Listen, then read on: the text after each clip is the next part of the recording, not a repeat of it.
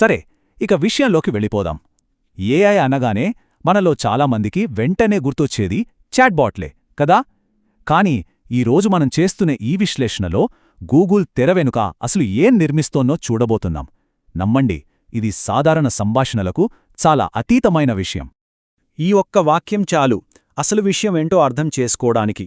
ఇది కేవలం text generate చేయడం గురించి కాదు, మన సృజనాత్మకతను, మన పనిని, ఇంకా చెప్పాలంటే మనం ప్రపంచంతో ఇంటరాక్ట్ అయ్యే విధానాన్ని పూర్తిగా మార్చేసే సాధనాల గురించి. అయితే ఇంత శక్తివంతమైన టెక్నాలజీ అంటే సహజంగానే మనలో ఒక రకమైన భయం ఉంటుంది. అందుకే ఈ అద్భుతమైన టూల్స్ గురించి తెలుసుకునే ముందు ఒక ముఖ్యమైన విషయం గురించి మాట్లాడుకుందాం. అదేంటంటే, ఈ టెక్నాలజీ మనుషులకు భాగస్వామిగా ఉంటుందా లేక మనల్ని రీప్లేస్ చేస్తుందా అనే దానిపై గూగుల్ ఎలా ఆలోచిస్తోంది అనేది. ఇప్పుడు అందరి మదిలో మెదులుతున్న అతిపెద్ద ప్రశ్న ఇదే కాదంటారా?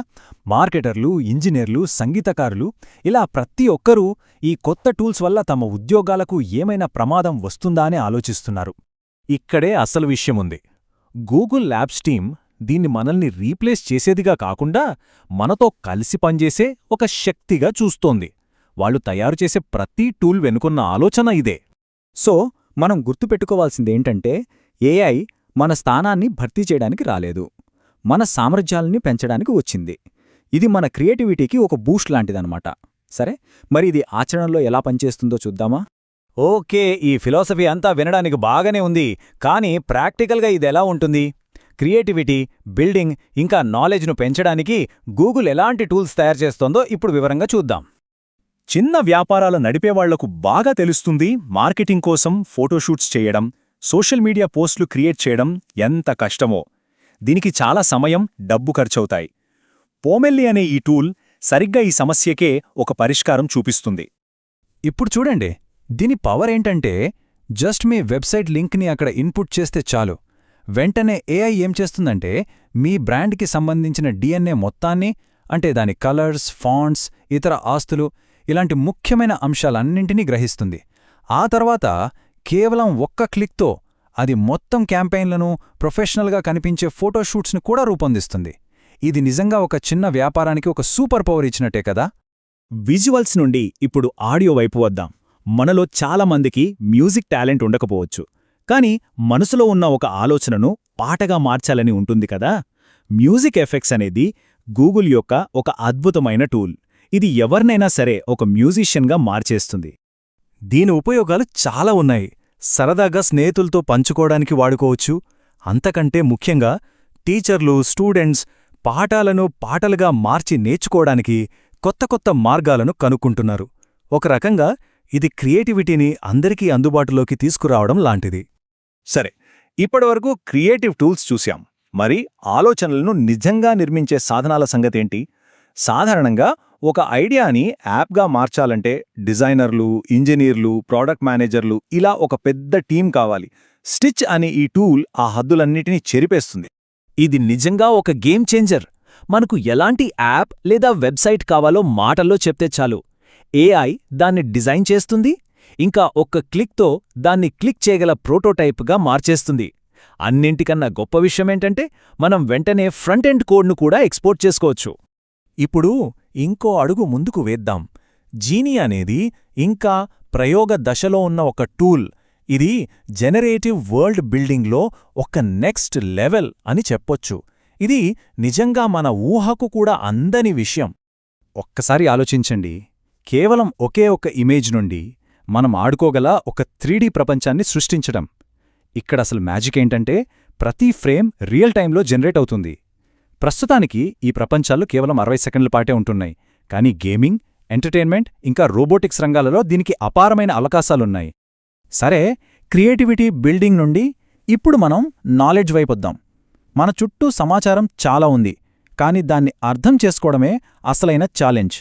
నోట్బుక్ ఎల్ఎం అనేది మన పర్సనల్ ఏఐ ట్యూటర్ మరియు రీసెర్చ్ అసిస్టెంట్లా పనిచేస్తుంది. ఇది కేవలం టెక్స్ట్ను సమ్మరైజ్ చేయడం మాత్రమే కాదు, అంతకు మించి. నోట్బుక్ ఎల్ఎం 100 పేజీల డాక్యుమెంట్లను తీసుకుని వాటిని ఒక్క ట్యాప్తో ఇన్ఫోగ్రాఫిక్స్గా మార్చగలదు. అంతేకాదు, పూర్తి స్క్రిప్ట్లు, విజువల్స్ ఇంకా యానిమేషన్స్తో సినిమాటిక్ వీడియోలను కూడా తయారు చేయగలదు.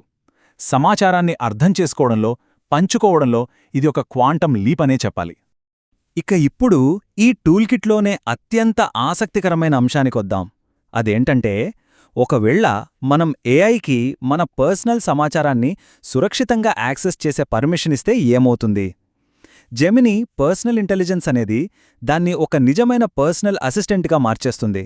ఈ ఉదాహరణ చూస్తే దీని పవర్ ఏంటో పూర్తిగా అర్థమవుతుంది. నా పాత కళ్లద్దాల ప్రిస్క్రిప్షన్ ఏంటి అనేది ఒక చిన్న ప్రశ్న.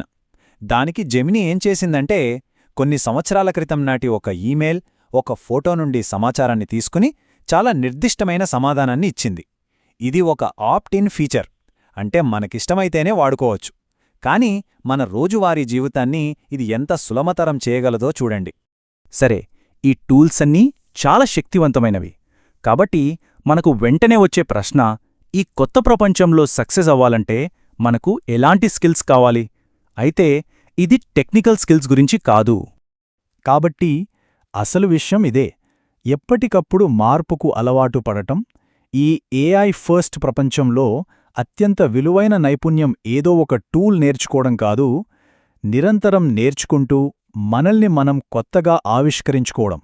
సింపుల్గా చెప్పాలంటే, మనం సమస్యలను చూసే విధానంలో మార్పు రావాలి. ఏదైనా సమస్య వచ్చినప్పుడు దాన్ని ఏఐని ఉపయోగించి ఎలా పరిష్కరించాలి అని ఆలోచించడం మొదలుపెడితే ఈ కొత్త ప్రపంచంలో మనం ఎంతో ముందుంటాం. ఇక ముగింపుగా, ప్రస్తుత టూల్స్కు మించి భవిష్యత్తులో మనకు ఎదురయ్యే సవాళ్లు, అవకాశాల గురించి చూద్దాం. ఏఐ మరింత శక్తివంతంగా మారే కొద్దీ కొత్త సమస్యలు కూడా పుట్టుకొస్తాయి. ఇది చాలా ఆలోచింపజేసే విషయం. మనం పరిష్కరించాల్సిన తర్వాటి పెద్ద సమస్య ఇదే. ఏఐ వేగంగా కంటెంట్ను తయారుచేస్తుంటే దాని రివ్యూ చేసి మేనేజ్ చేసే మనిషి అలసిపోతాడు. ఇదే కొత్త అడ్డంకిగా మారబోతోంది. ఇది మనం ఇంకా పరిష్కరించడం మొదలుపెట్టని సమస్య.